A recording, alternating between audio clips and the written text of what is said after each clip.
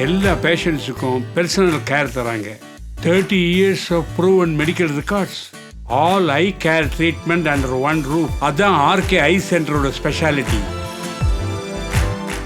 அர்த்தமுள்ள வாழ்வு என்ற நிகழ்ச்சியின் மூலமாக உங்களை மறுபடியும் சந்திப்பதில் நான் பெருமகிழ்ச்சி அடைகிறேன்.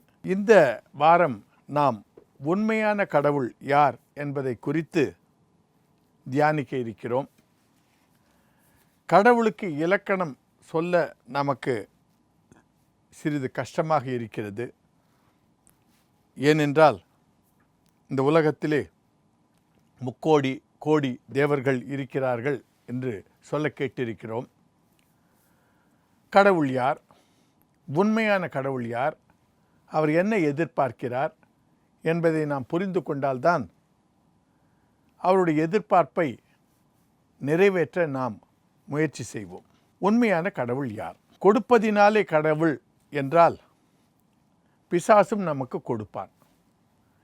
அதை நாம் எங்கே வேதத்திலே காண்கிறோம் என்று பார்ப்போமானால், லூக்கா எழுதின சுவிசேஷம் 4வது அதிகாரம் வசனம் 5 தொடங்கி 7 முடிய இப்படியாக நமக்கு எழுதப்பட்டிருக்கிறது. பின்பு பிசாசு அவரை உயர்ந்த மலையின் மேல் கொண்டு போய் உலகத்தின் சகல ராஜ்யங்களையும் ஒரு நிமிஷத்திலே அவருக்கு காண்பித்து, இவைகள் எல்லாவற்றிலும் மேலுள்ள அதிகாரத்தையும் இவைகளின் மகிமையையும் உமக்கு தருவேன். இவைகள் எனக்கு ஒப்புவிக்கப்பட்டிருக்கிறது. எனக்கு இஷ்டமானவனுக்கு இவைகளை கொடுக்கிறேன். நீர் என்னை பணிந்து கொண்டால் எல்லாம் உம்முடையதாகும் என்று சொன்னான்.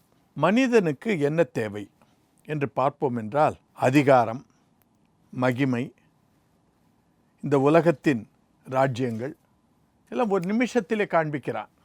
காண்பித்துவிட்டு இவற்றையெல்லாம் உனக்கு தருகிறேன் என்று சொல்லுகிறான். அவனிடத்தில் இருக்கிறது. இவைகளெல்லாம் எனக்கு ஒப்புவிக்கப்பட்டிருக்கிறது. யாராலே ஒப்புவிக்கப்பட்டிருக்கும் என்று தியானிப்போமானால், உபாகமம் 13வது அதிகாரம் முதல் சில வசனங்களில் ஆண்டவர் சொல்லுவார், ஒரு தீர்க்கதரிசியாவது யாராவது உனக்கு ஒரு அடையாளங்களையும் சொல்லி அதை நடந்தாலும் அதை நம்பாதே, உன்னை சோதிப்பதற்காகவே அவற்றையெல்லாம் நான் செய்கிறேன் என்று சொல்லுவார். கர்த்தருக்கு வேண்டியது முத்துக்கள், சொத்தைகள் அல்ல. முத்துக்களை பார்க்க வேண்டுமென்றால், தெரிந்து கொள்ள வேண்டுமென்றால் அவர்கள் நன்றாக மெருகி வருவார்களாக என்று சோதிக்க வேண்டும். ஆதலால் இவற்றையெல்லாம் பல தெய்வங்களுக்கு கொடுத்திருக்கிறார். அவைகளும் நமக்கு அதை கொடுக்கலாம். ஆதலால் நான் என்ன சொல்ல விரும்புகிறேன் என்றால், கொடுப்பதினாலே ஒருவன் இறைவனா என்று பார்த்தால் இல்லை. ஏனென்றால் இந்த வேதத்திலே சாத்தானும் கொடுக்க வல்லவனாய் இருக்கிறான், சாத்தானும் இங்கே கொடுக்க வல்லவனாய் இருக்கிறான் என்பதை காண்கிறோம். அவன் எதிர்பார்ப்பதெல்லாம் பரிசுத்தம் அல்ல. நம்முடைய தேவன் பரிசுத்தத்தை விரும்புகிறார். சாத்தான் விரும்புகிறதெல்லாம் என்னை பணிந்து கொள், இவற்றையெல்லாம் உனக்கு கொடுக்கிறேன் என்று சொல்லுகிறார். என்னை பணிந்து கொண்டால் கொடுக்கிறேன் என்று சொல்லுகிறான். அது லகுவான ஒரு காரியமாக இருக்கிறதுனாலே உலகத்திலே பணம் லகுவாகவும் வந்து விழுகிறது. காப்பதினாலே இறைவன் என்று சொல்லுவோமானால், 2 ராஜாக்கள் 3வது அதிகாரம் 26வது 27வது வசனங்களிலே இப்படியாக நாம் பார்க்கிறோம். யுத்தம் மும்முரமாகிறது என்று மோவாபின் ராஜா கண்டபோது அவன் ஏதோமின் ராஜாவின் மேல் வலுவாய் விழுவுகிறதற்கு பட்டயம் உருவுகிற 700 பேரை கூட்டிக் கொண்டு போனான். ஆனாலும் அவனாலே கூடாமல் போயிற்று. அப்பொழுது அவன் ஸ்தானத்திலே ராஜாவாக போகிற தன் சேஷ்ட புத்திரனை பிடித்து அலங்கத்தின் மேல் அவனை சர்வாங்க தகன பலியாக பலியிட்டான். அப்பொழுது இஸ்ரவேல் மேல் கடுங்கோபம் உண்டதினால் அவர்கள் அவனை விட்டு புறப்பட்டு தங்கள் தேசத்திற்கு திரும்பிவிட்டார்கள். இது யூதா ராஜாவும் இஸ்ரவேல் ராஜாவும் மோவாப் ராஜாவின் இடத்தில் போருக்கு போகிறார்கள். மோவாப் ராஜா 700 பேரை கூட்டிக் கொண்டு இஸ்ரவேல் மற்றும் யூதா ராஜாவோடு மோதுகிறார், தோற்றுப்போகிறார். அப்பொழுது என்ன செய்கிறார் என்று பார்ப்போமானால், தன்னுடைய சேஷ்ட குமாரனை, ராஜாவாக போகிற சேஷ்ட குமாரனை எடுத்து சர்வாங்க தகன பலியாக கொடுக்கிறார். அப்பொழுது அந்த தெய்வம் அவருக்கு துணையாக நின்று இந்த இஸ்ரவேல் ராஜாவையும் யூதா ராஜாவையும் தோற்கடிக்கிறது. புறமுதுகு காட்டி ஓட வைக்கிறது. இதிலிருந்து என்ன தெரிகிறது என்றால், காப்பதினாலே இறைவனா என்றால் அதுவும் இல்லை. அற்புத அடையாளங்களை செய்வதனால் இறைவனா என்று பார்க்கும்போது அதுவும் இல்லை. ஏனென்றால் யாத்ராகமம் 7வது அதிகாரம் 20 மற்றும் 22வது வசனங்களில் இப்படியாக பார்க்கிறோம். கர்த்தர் கட்டளையிட்டபடி மோசேயும் ஆரோனும் செய்தார்கள். பார்வோனுடைய கண்களுக்கு முன்பாகவும் அவன் ஊழியக்காரன் கண்களுக்கு முன்பாகவும் கோலை ஓங்கி நதியில் உள்ள தண்ணீரை அடிக்க நதியில் உள்ள தண்ணீரெல்லாம் இரத்தமாய் மாறிப்போயிற்று. நதியின் மீன்கள் செத்து நதி நாறிப்போயிற்று. நதியின் தண்ணீரை குடிக்க எகிப்திற்கு கூடாமற் போயிற்று.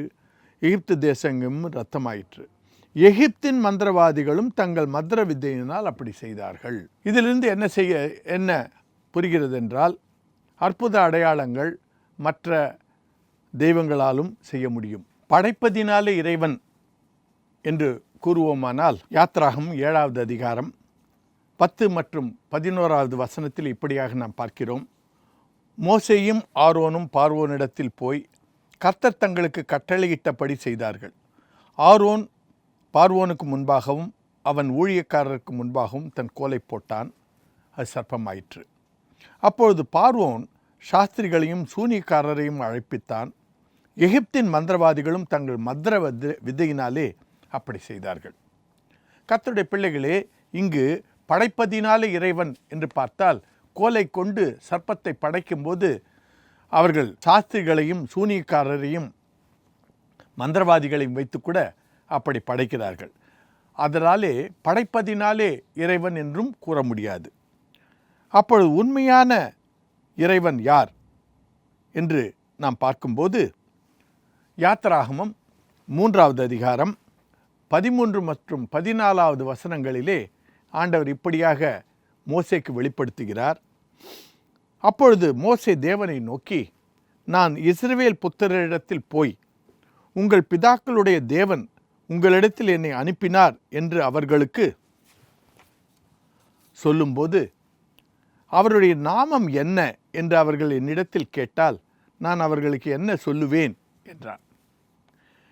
அதற்கு தேவன், இருக்கிறவராகவே இருக்கிறேன் என்று மோசேயுடனே சொல்லி, இருக்கிறேன் என்பவர் என்னை உங்களிடத்திற்கு அனுப்பினார் என்று இஸ்ரவேல் புத்திரரோடே சொல்லுவாயாக என்றார். அவருடைய நாமம் இருக்கிறவராகவே இருக்கிறேன், இருக்கிறேன் அனுப்பினார் என்று சொல் என்று சொல்லுகிறார். அப்பொழுது இதிலிருந்து நமக்கு என்ன புலப்படுகிறது என்று பார்ப்போமானால், அவரை யாரும் படைக்கவில்லை, அவருக்கு ஆதியும் இல்லை, அந்தமும் இல்லை, அவருக்கு எந்த தேவையும் இல்லை. அப்படிப்பட்டவர் எத்தனை பேர் இருக்க முடியும் என்றால் ஒருவர் தான் இருக்க முடியும். அதனால்தான் அவர் இருக்கிறவராகவே இருக்கிறேன் என்று சொல்லுகிறார்.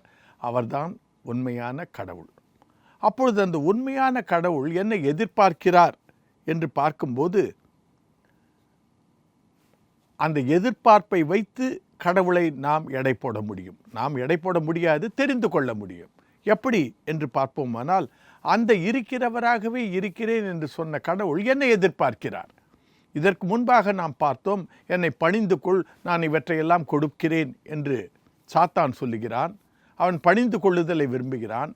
இந்த இருக்கிறவராகவே இருக்கிறேன் என்று சொல்லும் கடவுள் என்னத்தை எதிர்பார்க்கிறார் என்று பார்க்கும்போது, லேவியராகமம் 9வது அதிகாரம் 2வது வசனத்தில் இப்படியாக நமக்கு எழுதப்பட்டிருக்கிறது.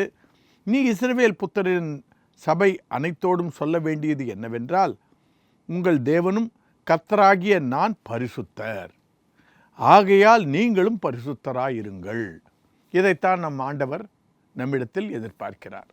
அவர் பரிசுத்தர், அவருடைய படைப்புகளாகிய நாமும் பரிசுத்தராகி அவர்களுடைய பிள்ளையாக வேண்டும் என்பது அவருடைய வாஞ்சை.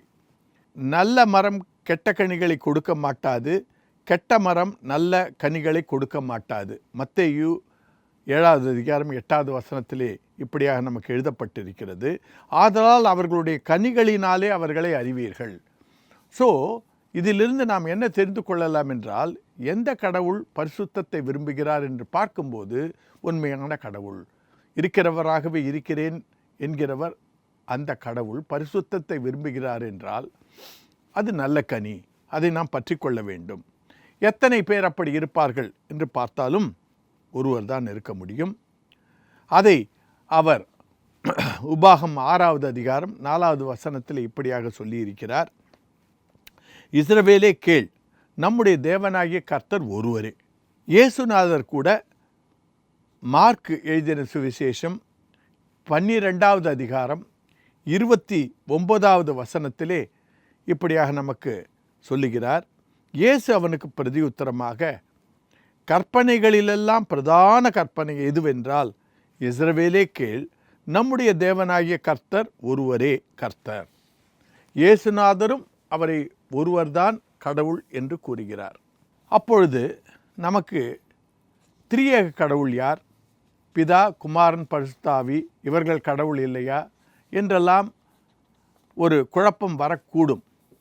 நான் என்ன கூறுவேன் என்றால், இதை நாம் குழப்பிக்கொள்ள வேண்டிய அவசியம் இல்லை. ஏனென்றால் பரிசுத்தமாக அவர்கள் இருக்கிறார்களா என்று பார்த்தால் அந்த இலக்கணத்திலே அவர்கள் கடவுளாக இருக்கலாம். பாவமில்லாமல் இருக்கிறார்களா என்றால் அதிலும் அவர்கள் இலக்கணமாக இருக்கலாம். ஆனாலும் நான் படித்த கல்லூரியிலே, Alagappa Chettiar college of technology என்கிற கல்லூரியிலே, அழகப்ப செட்டியார் தன்னுடைய பணத்தை எல்லாம் வைத்து அந்த கல்லூரியை கட்டினார். எனக்கு thermodynamics, mass transfer, heat transfer என்கிற பல பாடங்களை பல போதகர்கள் எனக்கு படிப்பித்தார்கள். என்னுடைய தகப்பனார் அதற்கு வேண்டிய கட்டணத்தையும் ஃபீஸையும் கட்டினார். அவர்கள் மூவரும் அதை செய்ததினாலே நான் படித்து இன்று நல்ல ஒரு பொறுப்பிலே இன்ஜினியராக இருந்து பணத்தை சம்பாதித்தேன். அவர்கள் செய்ய வேண்டியதை அவர்கள் செய்தார்கள், நான் செய்ய வேண்டியதை நான் செய்ய வேண்டும். அழகப்ப செட்டியார் கட்டினவர் தான் சொல்லிக் கொடுத்தாரா, சொல்லிக் கொடுத்தவர் தான் கட்டணத்தை கட்டினாரா என்பதெல்லாம் எனக்கு ஆராய வேண்டிய தேவையில்லை. என்னுடைய கடமை நன்றாக படிக்க வேண்டும். அதுபோல பிள்ளைகளே, பிதா இந்த உலகத்தை கட்டினாரா, இயேசுநாதர் கட்டினாரா, பரிசுத்த ஆவியானவர் சொல்லிக் கொடுத்தாரா, இதெல்லாம் நமக்கு தேவையில்லை. பிதா இயேசுநாதர் மூலமாக இந்த பூமியை பள்ளியாக கட்டினார். இயேசுநாதர் தன்னுடைய இரத்தத்தை வைத்து நமக்கு இந்த கட்டணத்தை, ஃபீஸை கட்டுகிறார். பரிசுத்த ஆவியானவர் நமக்கு சொல்லிக் கொடுக்கிறார். அந்த மூவரும் அவர்களுடைய பணியை செய்கிறார்கள். இவை மூவரும் யார் எந்த பணியை செய்கிறார்கள் என்பதை விட நம்முடைய பணி என்ன என்பதுதான் முக்கியம்.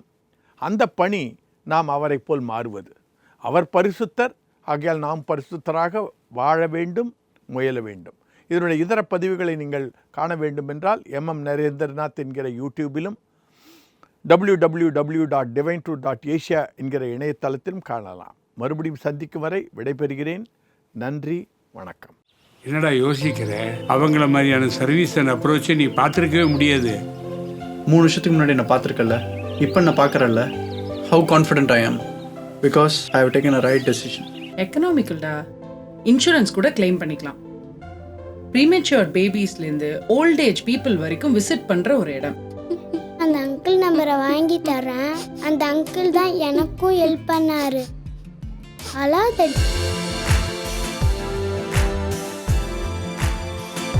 எல்லா பேஷண்ட்ஸுக்கும் பர்சனல் கேர் தராங்க.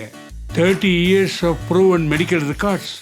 All eye care treatment under one roof. அதான் ஆர்கே ஐ சென்டரோட ஸ்பெஷாலிட்டி.